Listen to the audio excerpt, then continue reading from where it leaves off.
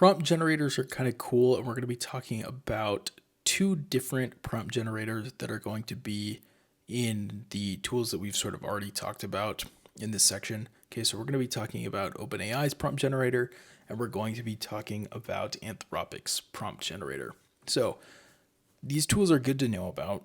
They can often be very helpful starting points for when you're trying to come up with a prompt. I would advise against just immediately using these in your kind of day-to-day workflows until you've kind of gone through and written a few prompts yourself.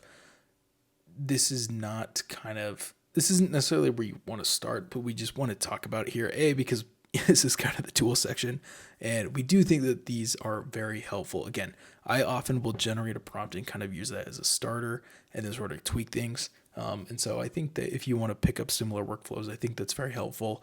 OpenAI and Anthropic have done really nice jobs, a really nice job with their generators. So we just want to highlight those, show you how they work, why they're useful, and talk a little bit more about them. Okay, so this is in OpenAI's playground here. So we're just on the good old playground that we've been in through this course so far. And you'll see there's this sort of star icon here, the sort of magic icon. Very popular icon if you're familiar with AI products. Everybody kind of bundles their AI features into this icon. But what you could do here is if you click this is going to open up this little text dialog here. I'm just going to say, what would you like the model to do? So let's say, let's go back to that data analyst thing that we were talking about in a previous video. So if I just say, analyze my data, and then we click create, what OpenAI is going to do here is they're basically going to generate with a model a prompt that's going to be much more in depth and kind of specific. And again, we're in the next section, we're going to start talking about the actual prompts. So if you're getting, some of you, this may be a little bit overkill and you're just probably skipping through this and you want to get to the prompt stuff. But I do think that these tools are helpful, right? Because you can see from a very basic input, we were able to generate a prompt that is pretty good. And you're going to see when we talk about good prompt structure, the prompts that they're generating here are very, very good. These are going to often be very similar to what you'll actually end up using when you interact with the models and kind of have really, really good prompts. And that's why I say they're useful as a starting template, because this kind of gets to all sort of the key things that you want to see in a prompt, but then you can kind of go, maybe it's like, okay, I don't really want number 4, just kind of get rid of that, tweak that. Maybe it's like, this bullet point, I didn't really need that. Maybe this recommendation wasn't good. You can kind of pick and choose what you want. And so oftentimes, we'll see people, or in my own personal workflows, I'll start from a generator. I actually have my own, I have my own custom generator where I have basically written a meta prompt that generates prompts. This is a really good thing to do. I recommend this. We'll cover this in a lesson down the line of kind of how to code up one of your own prompt generators.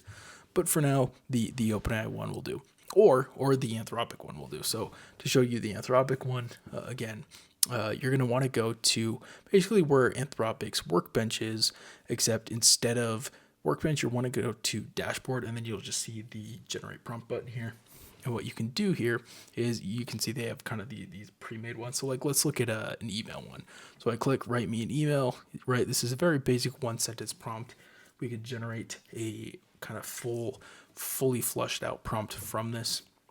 And the experience is very much the same, except you'll notice that this is a little bit more of an Anthropic-y prompt.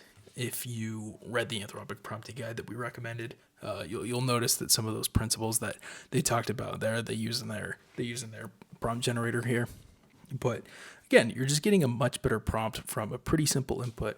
And so, oftentimes we'll see people when they're what we call lazy prompting, which is just, 1-sentence prompt that's very basic. Instead of just lazy prompting, they'll actually lazy prompt into the prompt generator, and then they'll just copy whatever's in here, and then they'll go use it in Claude or ChatGPT or what have you.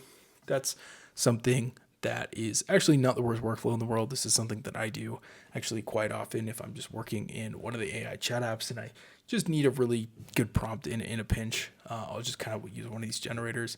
And sometimes it's also just helpful as a study tool, where it's like, let me just see what some good prompts look like based on a couple of my own basic things, right? If we go back, it's like, okay, what does a good code translator prompt look like?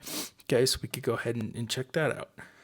And often this is useful for ideas and things like that as much as it is for the prompt itself. So those are prompt generators in a nutshell. Again, this is the OpenAI prompt generator, the Anthropic generator, but I also do recommend, if you have a little bit of extra time, maybe going and writing some code or writing even a prompt within the playground that will generate prompts based on a specific input. We'll actually probably do this in the case study section. We'll probably try and do a generator prompt to kind of show you what that process looks like. So now let's talk about prompt improvers.